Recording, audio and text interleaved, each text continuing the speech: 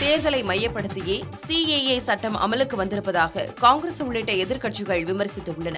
காங்கிரஸ் மூத்த தலைவர் ஜெய்ராம் ரமேஷ் தனது எக்ஸ் வலைதளத்தில் 2019ஆம் ஆண்டு நிறைவேற்றப்பட்ட சட்டத்துக்கான விதிகளை அரசு அறிவிக்க 4 ஆண்டுகள் ஆகியுள்ளதாக குறிப்பிட்டுள்ளார்.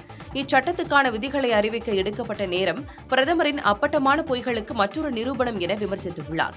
எதிர்க்கட்சித் தலைவர் எடப்பாடி பழனிசாமி தனது பதிவில் மக்களை பிளவுபடுத்தும் நோக்கில் மேற்கொள்ளப்பட்டுள்ள மத்திய அரசின் இந்த நடவடிக்கைக்கு கண்டனம் தெரிவிப்பதாக கூறியுள்ளார்.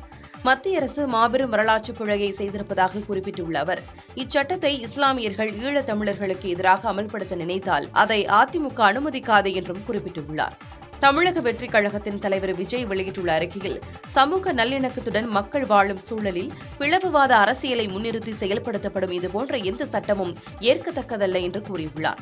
தமிழ்நாட்டில் இந்த சட்டத்தை நடைமுறைப்படுத்த மாட்டோம் என ஆட்சியாளர்கள் உறுதியளிக்க வேண்டும் என விஜய் வலியுறுத்தியுள்ளார்.